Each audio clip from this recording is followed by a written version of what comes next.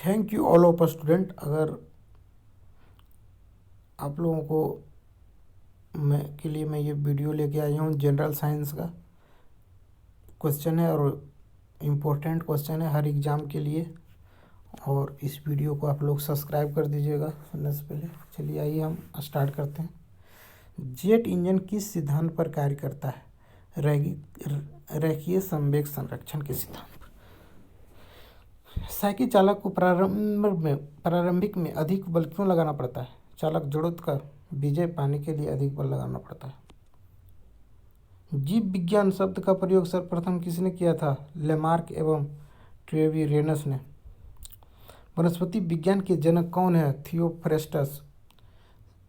चिकित्सा शास्त्र का जनक किसे माना जाता है? हिप्पोक्रेटस।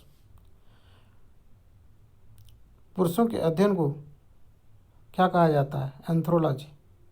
वन अनुसंधान संस्थान कहाँ स्थित है? देहरादून में।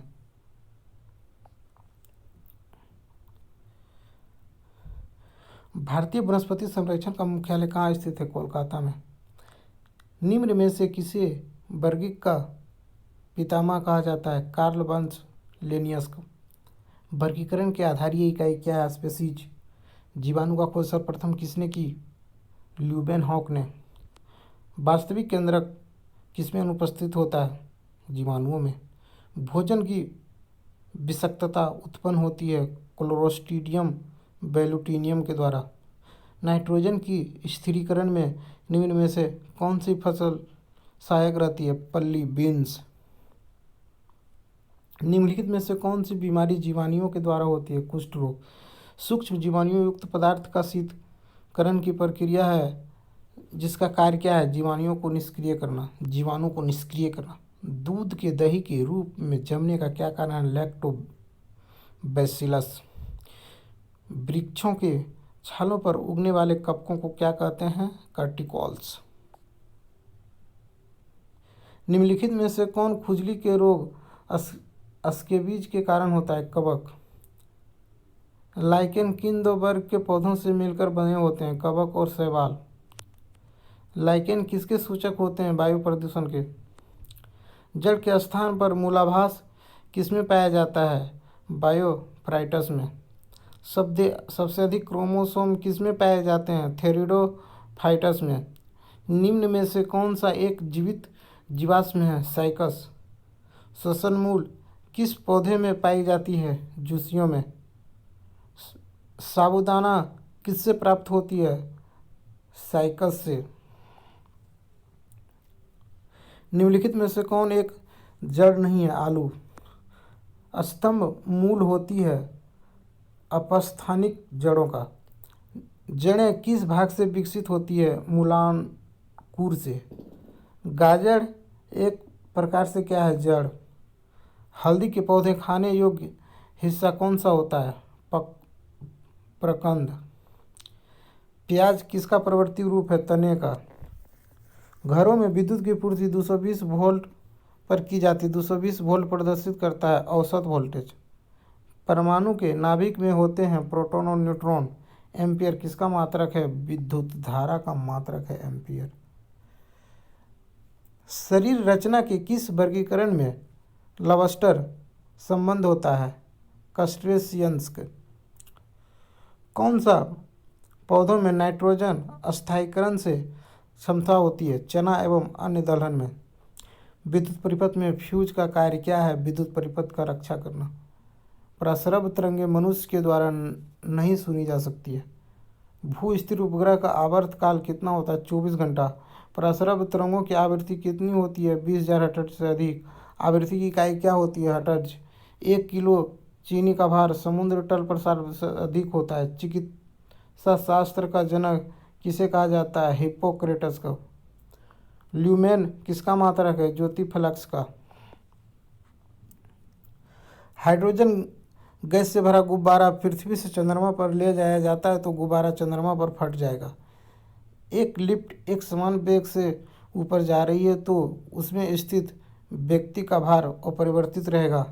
लालटेन की बत्ती में मिट्टी का तेल बराबर ऊपर चढ़ता रहता है क्योंकि पृष्ठ तनाव के कारण।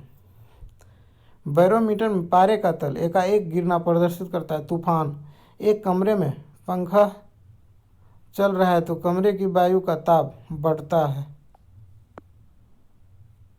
गर्म जल 90 डिग्री सेल्सियस से 80 डिग्री सेल्सियस तक ठंडा होने में 10 मिनट लगता है तो 80 डिग्री से 70 डिग्री तक ठंडा होने में कितना समय लगेगा? 10 मिनट से अधिक। दो वेक्टर जिसका मान अलग है उसकी परिणाम शून्य नहीं हो सकता।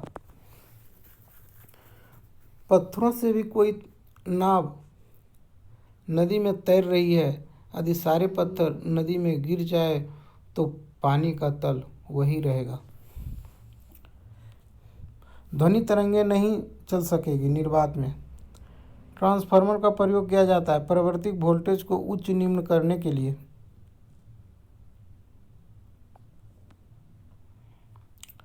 बांध के नीचे की दीवारें मोटी बनाई जाती है क्योंकि गहराई बढ़ने के साथ द्रव का दाब बढ़ता है।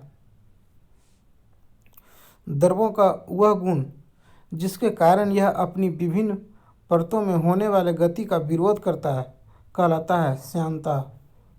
निम्नलिखित में से कौन एक यौगिक है? रेत, विरंजक चूर्ण यौगिक। गैसों की श्यानता ताप के बढ़ने पर बढ़ती है।